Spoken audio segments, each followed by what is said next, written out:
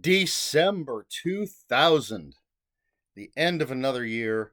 What wonders did the end of the year bring in my reading adventures? We're going to jump right in because I don't remember anything that was going on in my life in December of 2000.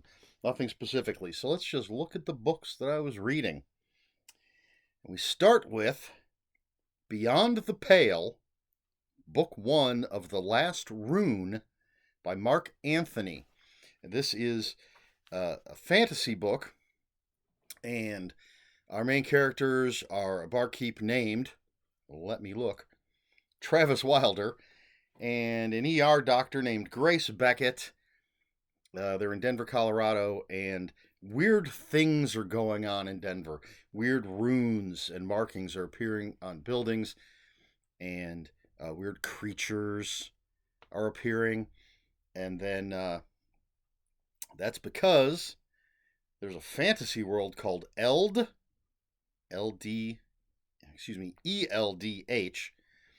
and it's the barrier between our world and Eld is breaking down, and Travis and Grace are gonna get sucked into this fantasy world, this dark fantasy world, and have to try and save two worlds. It's a 6-book series, great covers. I don't recall how many of the books I've read. We'll find out together. But that's Beyond the Pale, Book 1 of The Last Rune. So if you're into that, just sort of not as deep as Lord of the Rings kind of fantasy, not as pulpy as Conan, sort of in between. Not a bad book. Then we have Spicy Air Tales, Volume 1, Fortune's Hunt by Michael A. Stackpole. And this is a tiny little book. It's like 59 pages, and it's part of the Crimson Skies line of stories. And it's so Crimson Skies, I think, started as a computer game from Microsoft. I know I got an Xbox mainly because I wanted to play Crimson Skies, and it was exclusive to the Xbox. There's miniature games, but it's an alternate history world. 1930s, the United States is split up into different territories, different countries, and the because of the new borders and everything, and the fact that it's essentially different countries, railways, roadways are practically worthless, and so most travel, most transport, most everything is through the airways. You've got dirigibles, tons of dirigibles everywhere, and then you've got just pilots. People are piloting planes like crazy, and you've got tons of space pirates, air pirates, excuse me. Very pulpy, action-packed stuff. I really loved the game on the Xbox, and I enjoyed reading even a little short story like this, which don't remember any details except that it's lots of high flying air pirate action, lots of dog fights and attacking dirigibles, and there's I think there's an island that's think of like Vegas as an island, but with, or maybe Casablanca as type of, it's got gambling and all sorts of illegal shenanigans because it's not part of the mainland of the United States. Just great pulpy fun. So that's Spicy Air Tales, Volume 1, Fortune's Hunt by Michael A. Stackpole. All right, then we have Flash Fire by Richard Stark. This is a Parker novel. In this one, Parker's down in Florida and in Palm Beach, West Palm Beach, acting like a Texas millionaire who's interested in buying some property. But of course, he's casing things because there's millions and millions of dollars in jewels that he wants to rob. But there are other thieves after it. There's a hitman in the mix. And of course, things are going to go wrong. Otherwise, it'd be a short book. He'd get in and he'd get out. Things aren't going to go according to plan. Great stuff. But I think the most Interesting, possibly, thing about this is if we start talking about the Parker movies. And so there are four or five or six movies based on the Parker novels by Richard Stark. The most recent was called Parker. It starred uh, Jason Statham. Wow, I couldn't. I had the Jason part, couldn't get the last name. Jason Statham plays Parker, and that movie is based for the most part on this book.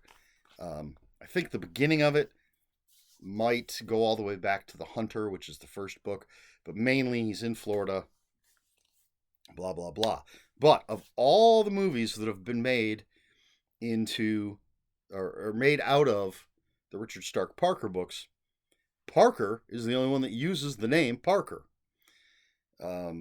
Because my understanding is Donald D. Westlake, the author, Richard Stark was his pen name, allowed these movies to be made. He sold the rights and stuff, but did not want the character's name used.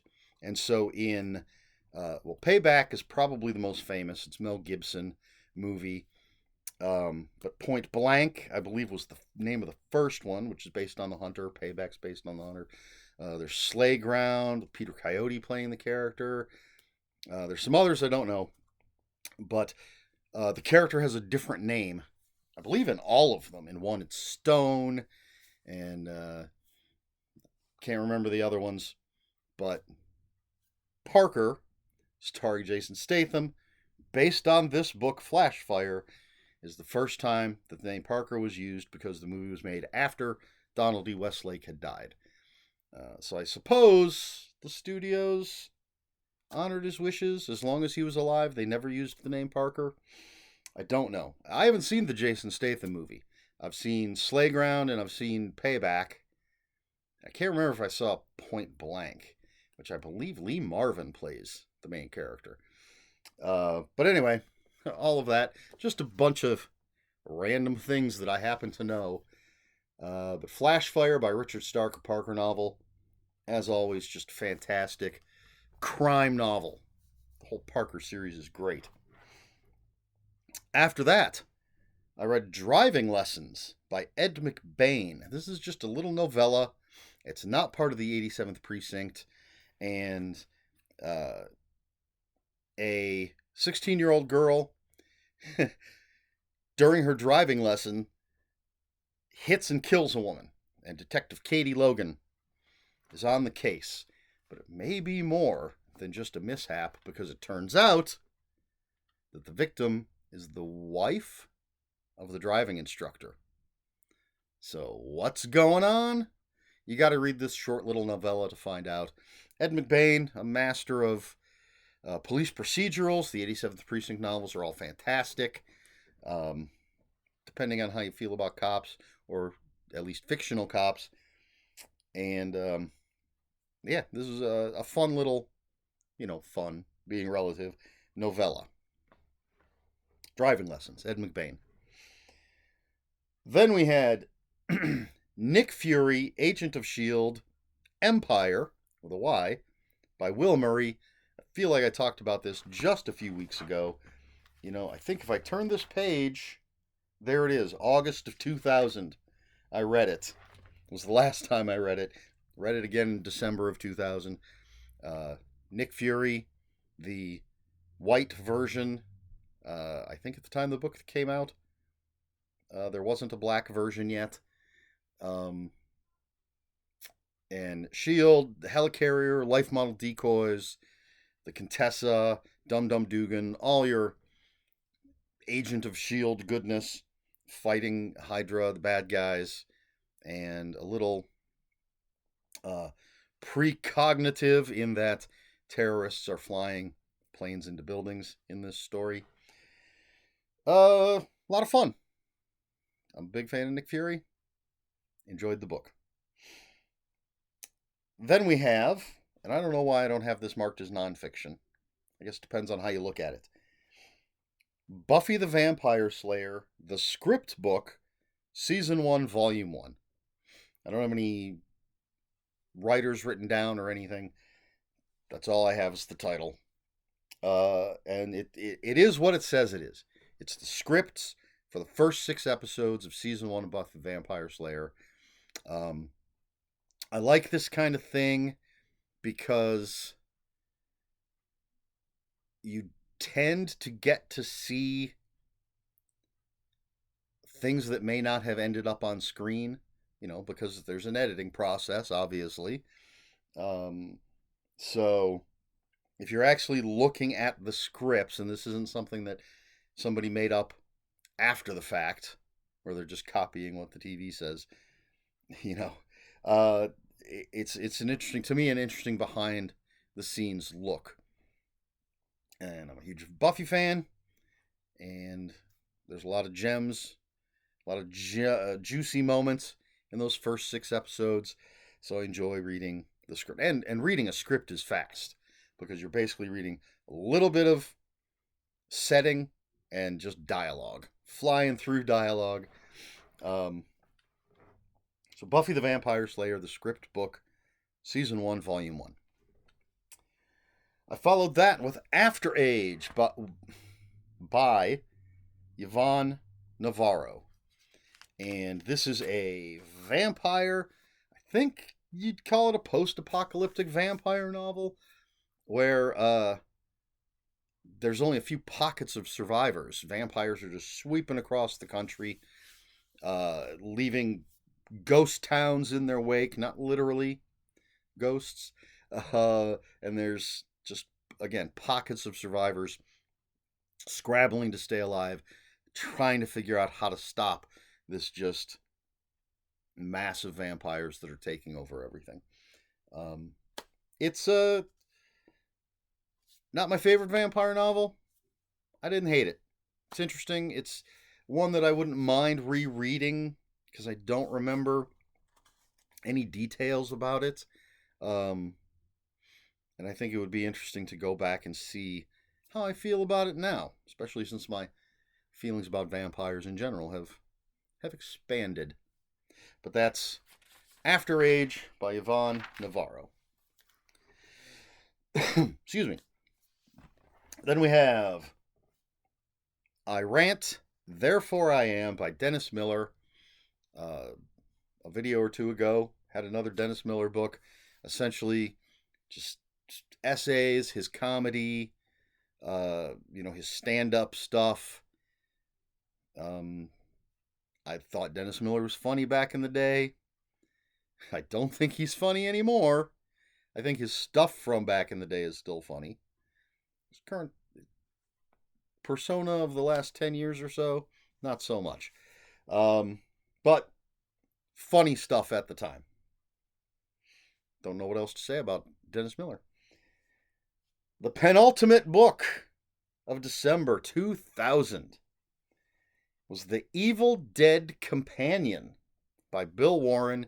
And this is basically just, I don't remember if it was an official or an unofficial behind the scenes look at the movie The Evil Dead. I don't remember all of the details, but it does get into, I think from concept. I think we have a little bit of background on Sam Raimi and Bruce Campbell and all the people involved. Them growing, a little bit of them growing up. Basically what led them to making The Evil Dead, how they got it together. Just a really in-depth look at the original movie, The Evil Dead. Written and directed by Sam Raimi, starring Bruce Campbell.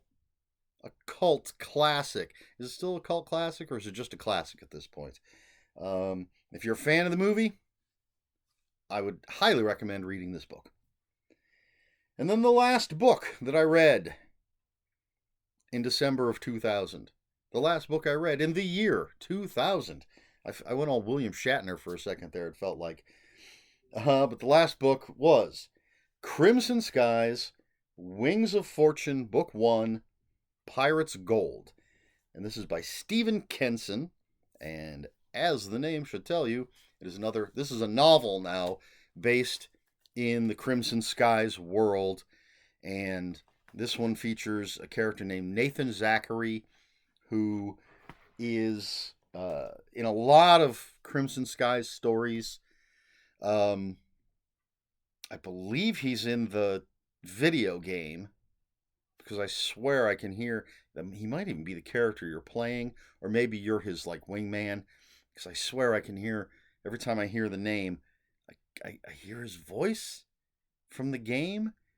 I can picture a lot of stuff that goes on in the game, and there's a lot of communication over radio and stuff, and either he's talking to you, or or or someone's talking to you because you're him. That I can't remember. Anyway, Nathan Zachary, and again, this is just sort of uh, a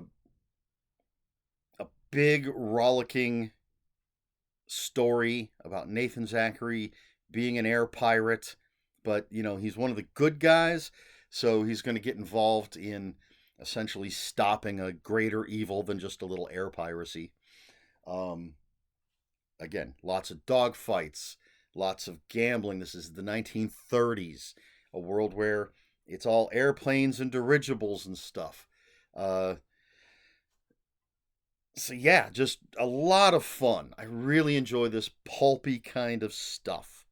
Uh, so that is, I should have kept this over here for at least another moment. Crimson Skies, Wings of Fortune, Book 1, Pirate's Gold by Stephen Kenson. Just fun, pulpy, air pirate, air adventure kind of book. And that's it. That's what I read in December of 2000. My question for this video is about Richard Stark and the Parker novels and the Parker movies. Have you read any of the Parker books? Are you a fan of the Parker books? If you have, what is your favorite Parker book? Have you seen any of the movies?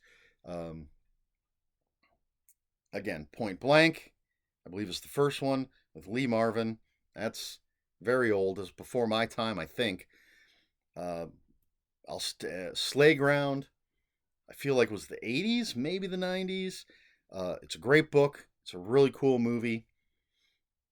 Peter Coyote. And then Payback, I've seen a couple of times.